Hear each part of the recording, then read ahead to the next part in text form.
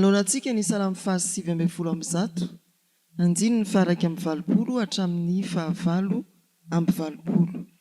Salamo fahasivy ambin'ny folo amby zato, ny andininy faharaiky amby valopolo hatramin'ny fahavalo amby valopolo. Mitsangana ry havana. Ho aminareo ny famindram-po sy ny fiadanana avy amin'ny fahalalana tsaran'Andriamanitra sy Jesosy Kristy Tompontsika. Ho ny mpanao salamo.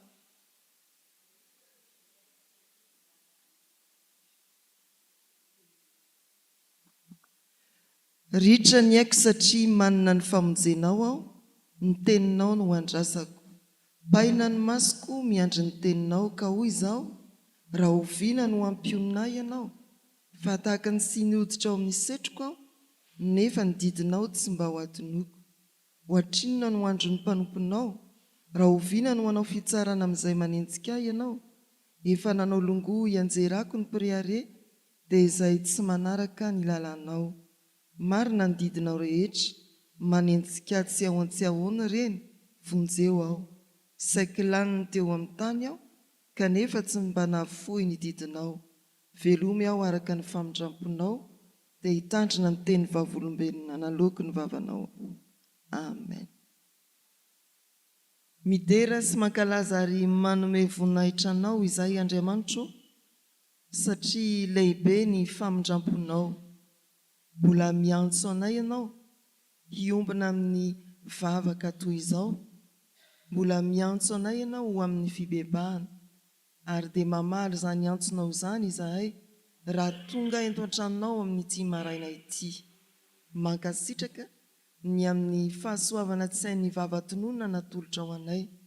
Misaotra ny amin'ny famindramponao tsy nalanindritra, ary dia miondrika ampanetretena indray eo am-potitry ny azo fijalian'i Jesosy Kristy.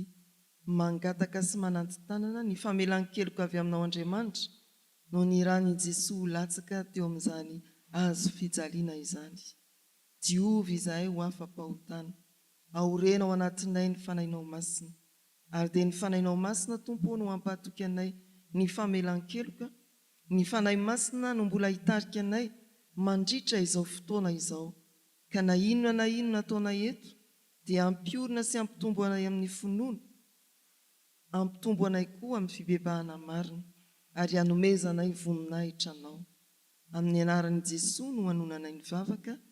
Amen. Ezekela toko fahavalo ambin'ny folo, ny andininy fahafito amby roapolo hatramin'ny faharoa amby telopolo. Ezekela toko fahavalo ambin'ny folo, fito amby roapolo, roa amby telopolo. Isika rehetra iara-maka amin'ny anaran'ny Tompo manao hoe: ary raha ny ratsy fanahy miala ny faharatsiana nataony, ka manao izay marina sy mahitsy, dia ho velominy ny fanahiny. Fa raha mahita izy ka miala amin'ny fahadisoana rehetra izay nataony, dia ho velona tokoa izy fa tsy ho faty. Nefa hoy ny taranak'Israely, tsy marina ny fitondran'ny Tompo. Ry taranak'Israely, ny fitondrako va ny tsy marina? Sy ny fitondranareo va ny tsy marina? Koa samy ho tsaraiko araka ny ataonareo avy ianareo, ry taranak'Israely, hoy Jehovah Tompo. Mitody ka mibeba amin'ny fahadisoanareo rehetra, dia tsy ho tonga fahatafitohinana mahameloko anareo intsony izany. Esory ho afaka aminareo ny fahadisoanareo rehetra izay nataonareo, ka manaova fo vaovao sy fanahy vaovao ho anareo. Fa nahoana no ho faty ianareo ry taranak'Israely? Fa tsy sitrako ny fahafatezan'izay maty, hoy Jehovah Tompo, koa mibeba ianareo mba ho velona. Amen. Ray masino, manamasinana anay amin'ny fahamarinana, ny teninao no fahamarinana. Amen. Mbola hivavaka isika. Indreto tokoa izahay Andriamanitro, mahatsiaro fa ny teninao dia aina ho an'izay mahazo azy, ary fahasalamana ho an'ny nofony rehetra. Koa mangataka ny fanahy masina mba hanambara aminay ny sitraponao avy amin'ny soratra masina izay voavaky teo, ahafahanay mandalina tsy ho fahalalana ihany, fa ho fiainana indrindra koa, ary ho fahafahana mizara amin'ny hafa. Mianoa ny vavakay amin'ny anaran'i Jesosy. Amen. petraka sika ry havana. Ezekela no fandaharana araka ny mofinaina hiarahantsika amin'ity fiarahamandinika soratra masina ity. Na ho ary vetivety aiza ho aiza isika amin'izany bokyny Ezekela izany. 7 no isan'ny toko. Jehova no aloha jirina kely. Inona ny fiafarany? Jehova no ao, sora-baventy. Indray aloha tsy ho mariko. Jehova no ao. Inona koa? Inona no tena manamarika ity bokin'ny Ezekela ity raha mba ny fahatsiarovanareo? Ny fahitana ny amin'ny taolamaina ao amin'ny toko 7:30. Inona koa?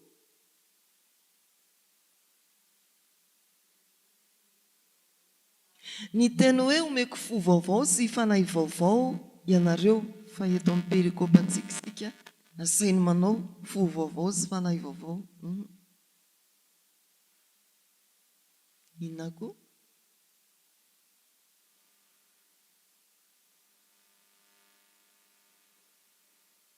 Voaloboka marikivy. Ato anatin'ny anjara mofinainantsika misy ifandraisany amin'izay. Farany ary raha mbola hisy teny.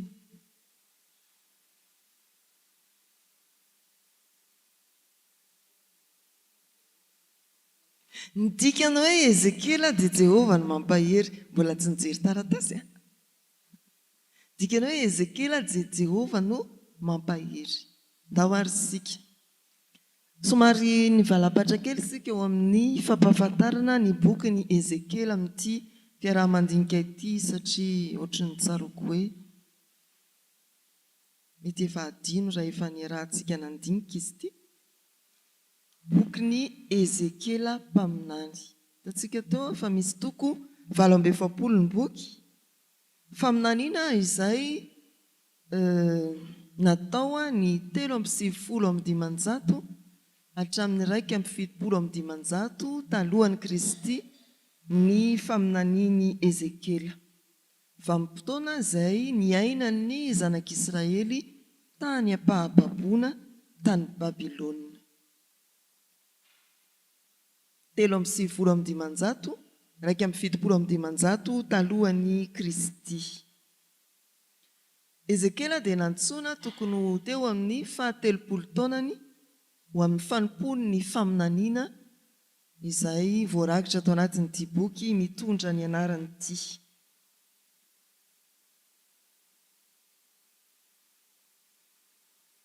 Ny 1:7 ny fahitana farany hitan'ny Ezekela ao amin'ny toko 7:20 andininy 7:10. Mbola misy moa ilay amin'ny taolamaina any amin'ny 7:30 ary eo fahitana misesy 7:20 7:10.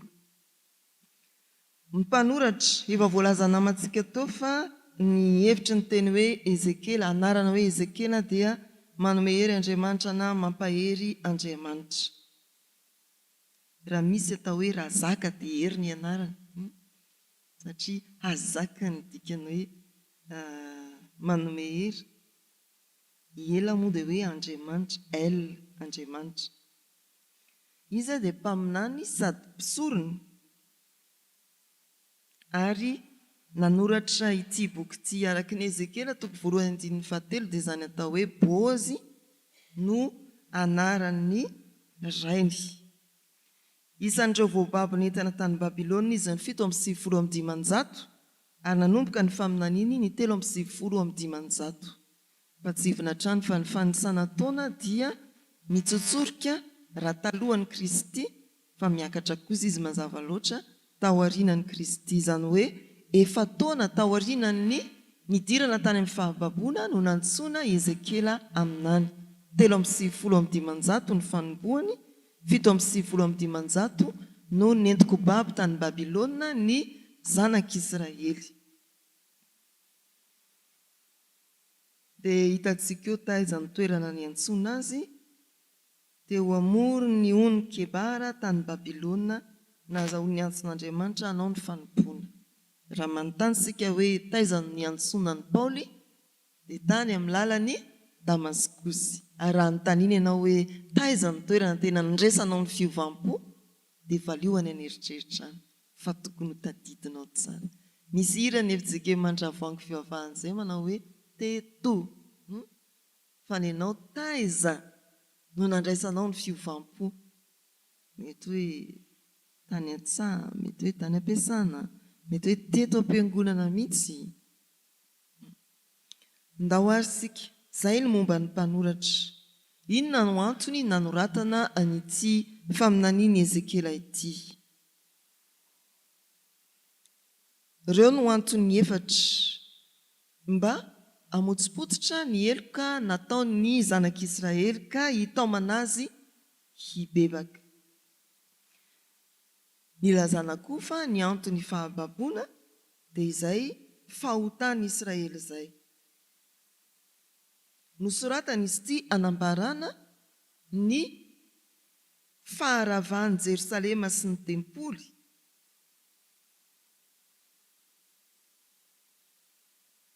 noho ny fifantson'ny zanak'Israely tamin'Andriamanitra. Nosoratana koa izy ity ampahery mazava loatra ny vahoaka tany amin'ny fahababoana amin'ny alalan'ny fampanantenana, famonjena sy fanavaozana.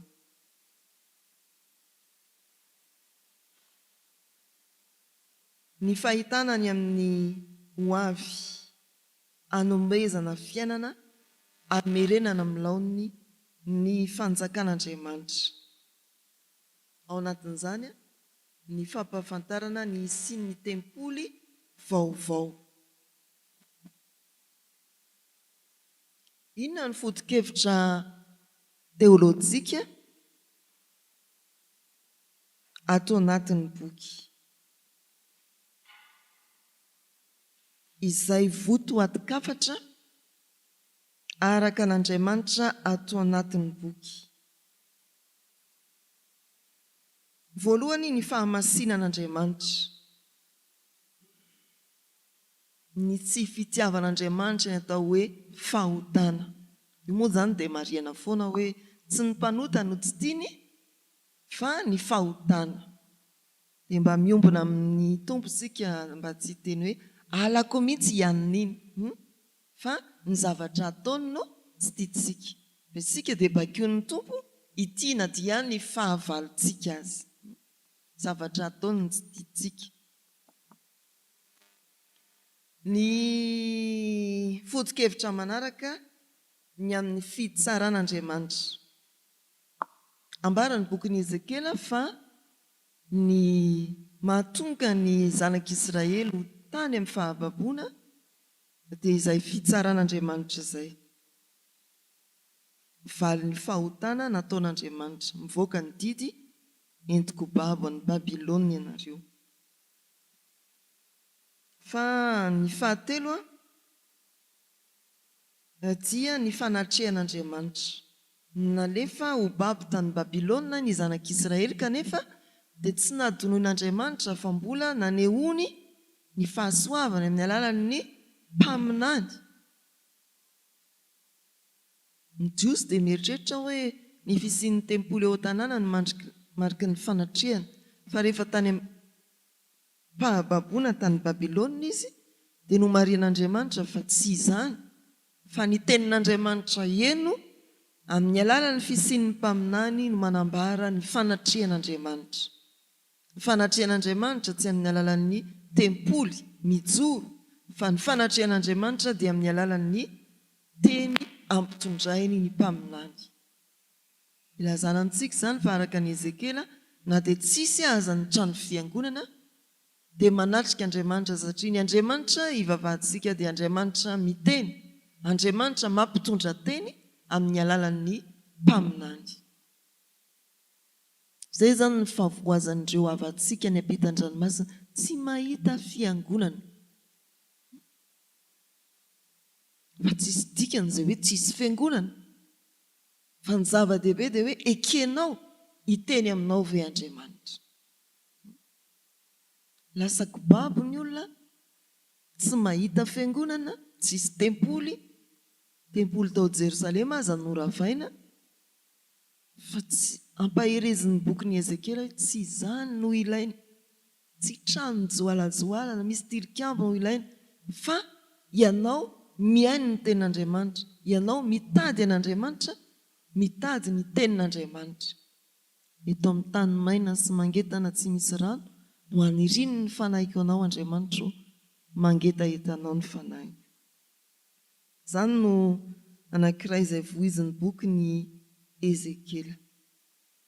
Fa ny bokin'i Ezekela koa dia manome fanantenana any ampahababona ny zanak'Israely, fa voizin'ity boky tia ny fisian'ny fanantenam-pamonjena araka ny voalaza teo, amerenana indray ny fanjakan'Andriamanitra amin'ny laon'ny fanavaozam-piainana.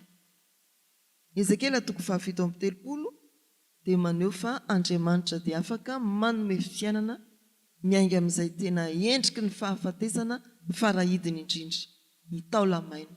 Tsy hoe taolana mbola lena na vao hoe vao nalevina omaly sy vakimaly, fa taolamaina mbola hain'Andriamanitra ny manome aina vaovao ny zany endrika fahafatesana farahidiny zany. Ireo no foto-kevitra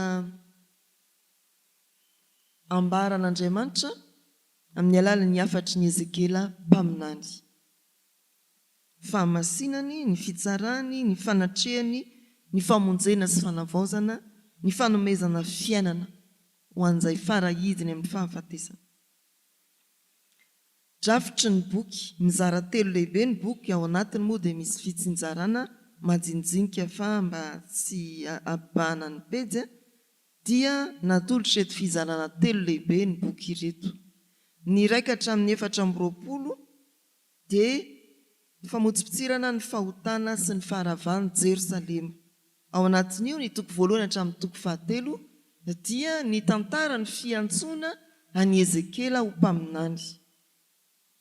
Ny 5:20 hatramin'ny 2:30 milaza ny fitsarana ny firenena hafa, ireo firenena manodidina. Mamarina an'io ny fitsarana ny Egipta. Afaka avadibadika ny Baiboly. Ny 7:30 hatramin'ny farany 8:20 dia manambara fanantenana, fanavaozana sy famonjena. Dia miverina indray fa araka izany ny bokin'i Ezekela dia manazava fa Andriamanitra dia masina, mpitsara ary maneho ny famindram-pony, vonona, amelona ny maty, anavao indray ny fiainan'ny vahoakany. Ny fiantsonan'i Ezekela, ny fanambarana ny fahotana, ny fitsaran'ireo firenena manodidina, fampanantenana, fanavaozana sy famonjena.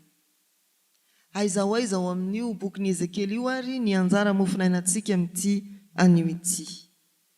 Efa hitantsika araka ny fizarana teo fa ao anatin'ny fizarana voalohany ity teksta ambany masontsika ity milaza indrindra ny fahavoazana sy ny faharavana vokatry ny fahotana. Inona no ambarany? Ny Ezekela 9:20 dia manazava ny fitsipiky ny fitsaran'Andriamanitra mitsirairay.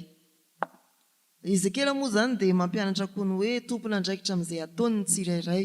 Io ilay tantarany voaloboka marikivy. Raha ninana voaloboka marikivy ny indray, tsy ny zanany no adilo nify. Izay ilay fanambarany Ezekela. Tompona andraikitra amin'izay ataony ny tsirairay araka ny bokin'ny Ezekela. Misy boky manao hoe ny tompo dia mamaly ny heloky ny iray amin'ny zanaka, amin'ny taranaka faramandimby. Fa Ezekela kosa dia manambara hoe ny tsirairay no tompona andraikitra amin'izay ataony eo anatrehan'Andriamanitra. Ary filazantsara zany tsy hoe tsy nentin'ny bebaka ny dadany dia tsy voavonjy daholo ny ankohonany, fa ny tsirairay dia tompony andraikitra amin'izay ataony eo anatrehan'Andriamanitra. Izay ny toko 9.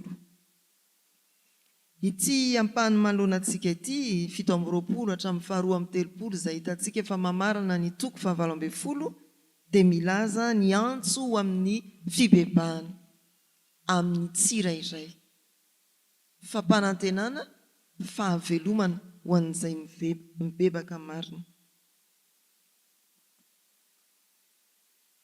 Ny voambolana indrindray voambolana 3 izay manamarika an'izao anjara mofinainantsika izao. Ny hoe fibebahana dia miverina indroa ao amin'ny 30 sy 30. Ny hoe rariny izay manandanja ao amin'ny baiboly dia ao amin'ny 7. Ary ny hoe velona dia miverina intelo ao anatin'ny anjara mofinainantsika.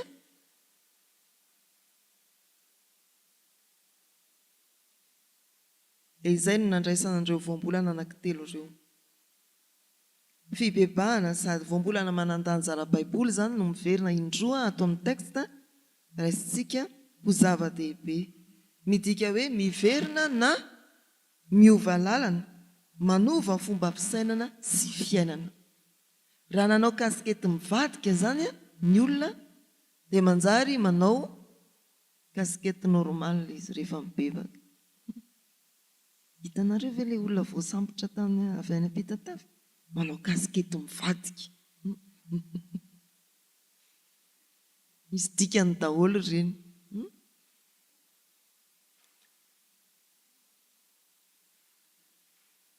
Nareo rehefa mijery dia niratra tamin'ny takolany ihany angamba nijerenareo, fa ny anahy jereko maka ny kasiketiny, vadika ny kasiketiny. Eny ary ny atao hoe mibebaka efa nambara sy nampianarana antsika fiangonana mandrakariva ny hoe raha nitodika tany ianao, io ny fiangonana tany amin'izao tontolo izao, dia miverina, miambohana izao tontolo izao ary mifanatrika amin'Andriamanitra, ny azo fijaliana. Miala amin'izay fahazaran-dratsy, fahazara-miaina tsy araka ny sitrapon'Andriamanitra ary manao todika ivoany ireny dia mandray ny fiainana araka an'Andriamanitra, manaraka ny sitrapon'Andriamanitra, miova lalana.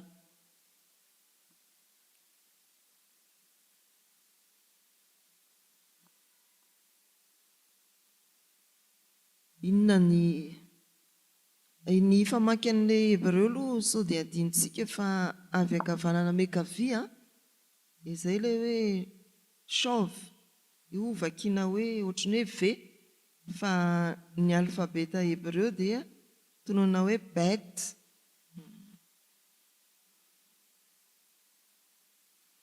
Rariny ohatran'ny hoe sadek. Tsedek moa zany ny tena fototeny.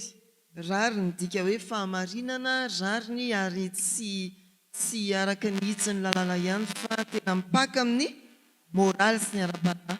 Rariny, hitsiny, tena fiainana, fa tsy mijanona ho tsipika na didy fotsiny ihany fa ilay tena fiainana. Rariny iainana, fitsipika iainana, fahamarinana iainana. Ny fiainana ozy izy ny litera tsika amin'ny Hebreo, vakitsika izy hoe tray, fa hay ohatran'ny olona voan'ny gripa dia tsy fantatrareo ny tiako lazaina. Hay dika hoe miaina na mahazo fiainana ary tsy amin'ny lafiny hoe mirijarija ihany, fa tena fiainana ara-panahy mihitsy.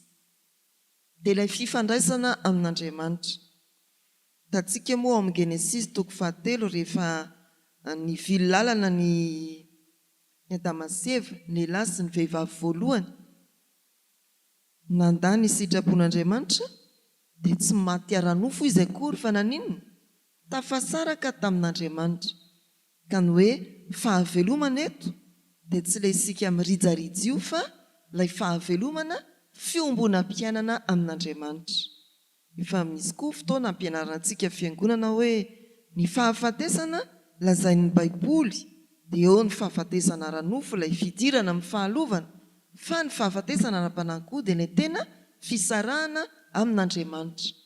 Dia izany no ambareto ny fahavelomana dia ilay fiverenany fifandraisana amin'Andriamanitra, ilay fiadanana, fahatsarana ny fihavanana amin'Andriamanitra.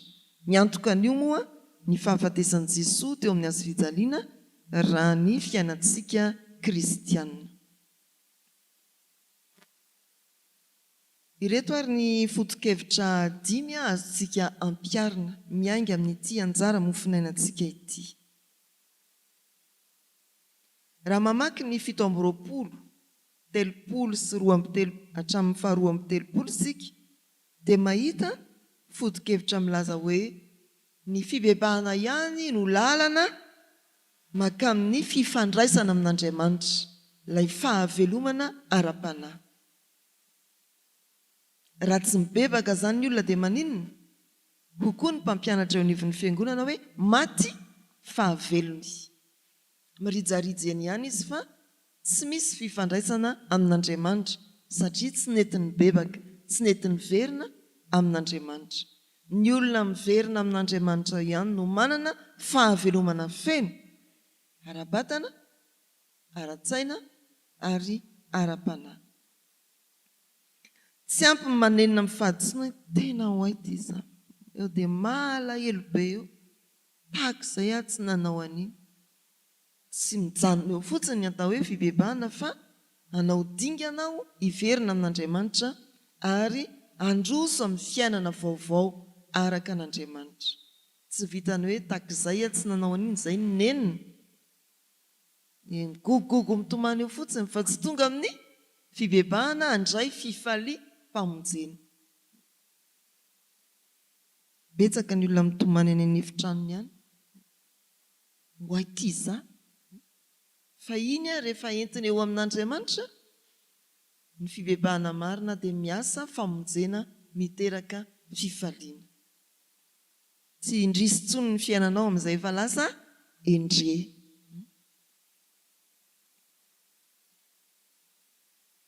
Ny fanambarana eo amin'ny 7 telopolo hatramin'ny 12 dia mampirisika antsika hoe mibeba mba hazo fiainana, arao ny sitrapon'Andriamanitra.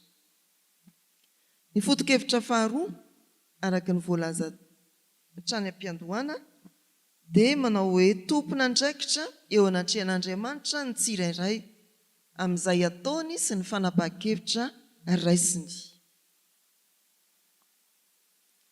Indraindray eo amin'ny fiainantsika, rehefa andray fanapahan-kevitra isika dia mety maka tolo-kevitra, inona ny ataoko fa izao. Rehefa tsy manjary ny vokatry ny fanapahan-kevitra ndraitsika dia iza no menatsiny? Ilay mpanolo-kevitra. Ianao ihany nanao tamiko hoe atovy ray vilany iko. Izao ilay mangahazo maina tsy mivolany. Fa mpanolo-kevitra dia manolo-kevitra ihany fa anjaranao ny fanapahan-kevitra farany. Hitanareo ny Genesis 3:7 nanolo-kevitra ny menarana hoe hany io fa tsy ho fatinareo. Inona nataon'ny vehivavy? Inona aloha ny tenenin'ny lehilahy? Ihany nanana hoe inona nataon'ny vehivavy? Menarana ny nanao tamiko hoe karaha ny teny fahazato faharivo azy izy, kanefa ianao nanana fanapahan-kevitra hoe tsia, satria tsy araka an'Andriamanitra izany dia tsy tonga tamin'izao ny fiainantsika. Tsy nisy Jesosy mivonoana teo amin'ny hazo fijaliana izany. Tena fanapahan-kevitra ihany ny anota na tsy anota, ny hibebaka na tsy hibebaka, ny anaiky an'i Jesosy na tsy anaiky an'i Jesosy. Fa tsy hoe ianao miteny tamiko aza mandrairay an'i Jesosy izany dia taraiky eo ianao. Izay izany. Dia inona no fampiarana an'izany? Aza manome tsin'ny hafa amin'ny fahadisoanao fa raisoanao foana ny fahadisoana. Tena diso aho tamin'iny zavatra nataoko iny. Tena diso aho tamin'ny fanapa-kevitra no raisiko. Dia manana fahatsiarovan-tena tompona andraikitra amin'izay nataoko aho, ary tompona andraikitra amin'ny fanapa-kevitra raisiko eo amin'ny fiainana, eo amin'ny fanapa-kevitra sy izay mety ho vokatra izany. Ny fiainantsika isa-minitra isa-tsegondra dia fanapa-kevitra. Miangeto ianao dia eritreritra hoe bus firy no alainao, fanapa-kevitra izany. Manapa-kevitra foana isika, eka visa eka vanina, hidina sa hiakatra, nijaranao izany. Maka hevitra ianao, zoanao izany fa nijaranao rehefa avy eo no manapa-kevitra. Tompona andraikitra eo anatrehan'Andriamanitra amin'izay ataony ny tsirairay. Andininy ny fahatelopolo, tsy averantsika vakiana moa fa vakianareo am-pitoerana eo ihany. Ny fahatelo inona? Andriamanitra dia tsy maniry ny hahafatesantsika mpanota. Izay ny andininy faharoa amby telopolo, mamara ny tia anjara mofinaina itsy. Asehon'Andriamanitra fa tena mangoraka ny mpanota Andriamanitra.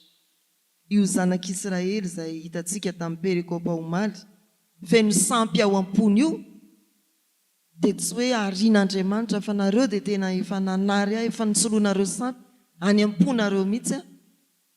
Ireo zanak'Israely ireo dia tena mampalahelo an'Andriamanitra, mangoraka ny mpanota Andriamanitra ary mitaona azy hibebaka.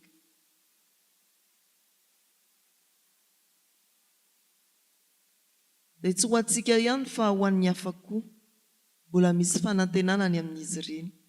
Tena mangoraka an'ireny Andriamanitra.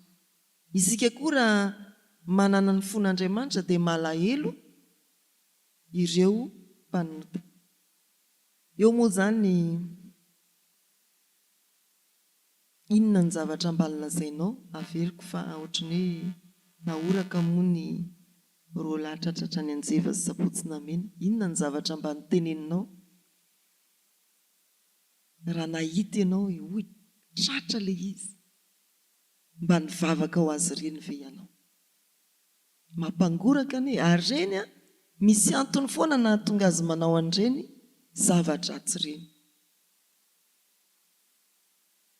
Fa ny fon'Andriamanitra mijery an'ireny dia mangoraka, te hiantso azy hibebaka, mba nivavaka ho azy ve isika? Sa hoe dia vonoy mihitsy faty, esory koa ny nifiny, diso izany. Tena diso izany, araka ny bokin'ny Ezekely. Tsy sitrak'Andriamanitra ny ahafatiny ratsy fanahy. Hizaka ny saziny izy fa antsoina mba hanatona an'Andriamanitra. Dia anjarantsika mivavaka atsika moa ve ho avy izay antso anao hibebaka re, antsoinareo hibebaka fa vavao azy mba ho tonga amin'ny fibebahana izy, fa tsy sitrak'Andriamanitra ny ahafatezan'ny ratsy fanahy, ahafatezan'izay maty. Ny foto-kevitra fahaefatra, ny fiainana ny rariny sy ny fahamarinana dia mitondra antsika ho amin'ny fiadanana. Voalaza tery amin'ny dikateny fa ny atao hoe rariny dia ilay tena fahitsiana iainana, ny fahamarinana iainana. Ny rariny ato amin'ity baiboly ity izany, ato amin'ity anjara mofinainantsika ity, dia tsy hoe rariny soratana na tenenina fotsiny, fa rariny sy hitsiny iainana. Mitondra fiadanana izany, 7 sy 8. Ny anjarantsika fiangonana izay miaino sy miaina ny soratra masina dia manohana trany ny fiainana ny fahamarinana. Any am-piasana ianao, any am-pianarana ianao, ninona ndraikitrao, eny ao an-tokantrano ianao dia hiaino ny fahamarinana. Ampiasao, ataovy miantraika ny fiainan'ny tokantranonao, izany atao hoe rariny sy hitsiny iainana. Tsy soratana fotsiny ny tolambaravarana, tsy atao tsenjery fotsiny fa iainana. Ny farany ananana fanantenana hiova ny olona ao amin'Andriamanitra. Azo ovaina tsara no hoavin'ny olona na dia farany mangidy indrindra azy izany, na dia farany maizina indrindra azy, mbola azo ovaina ho mazava.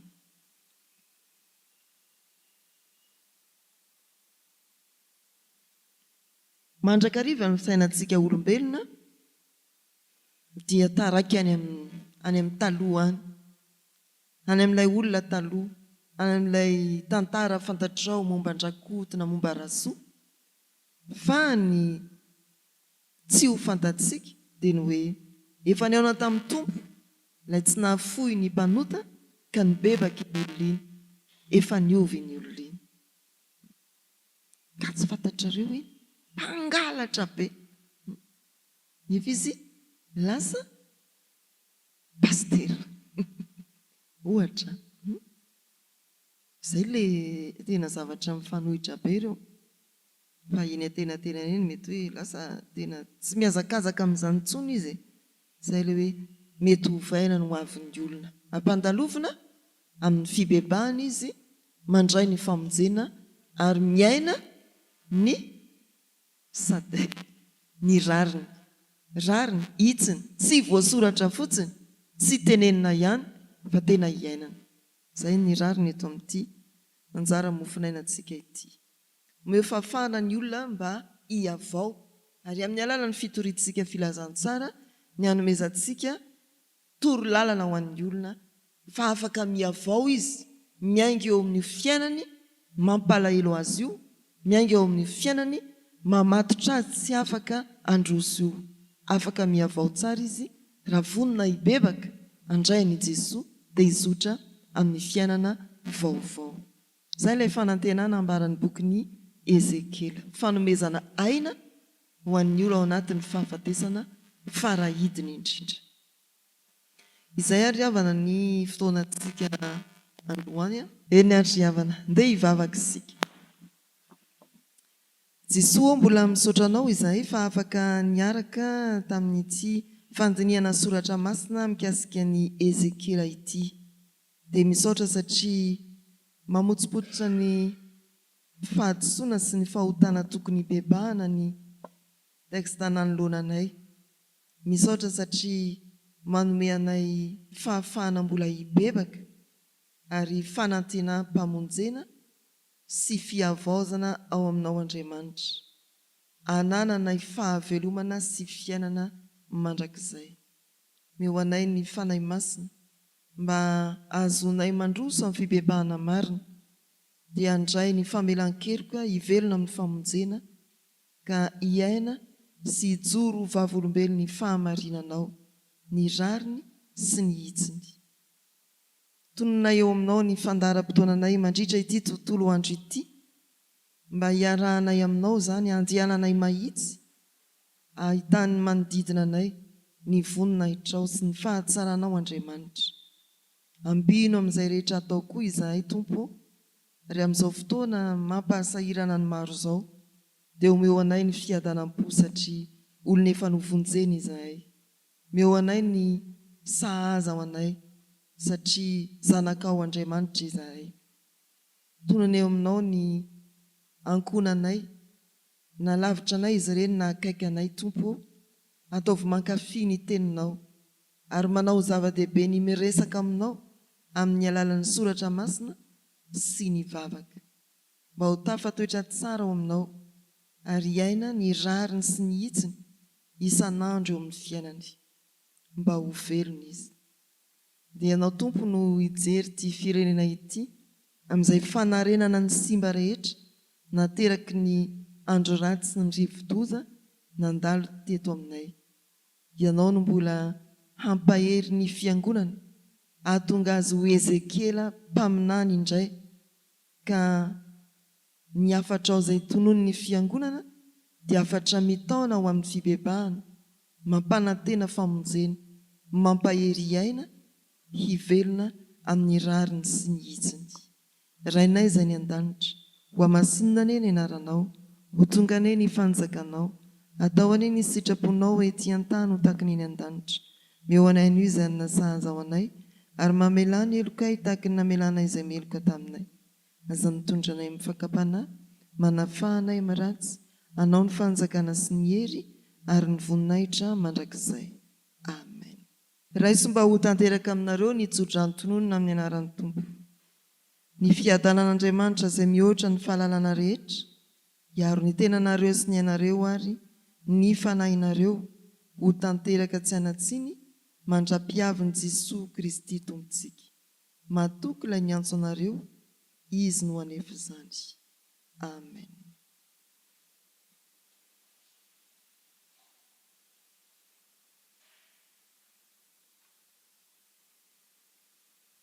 Ho an'Andriamanitra irery ihany anie ny voninahitra, amin'ny anaran'ny Ray sy ny Zanaka ary ny fanahy masina. Amen.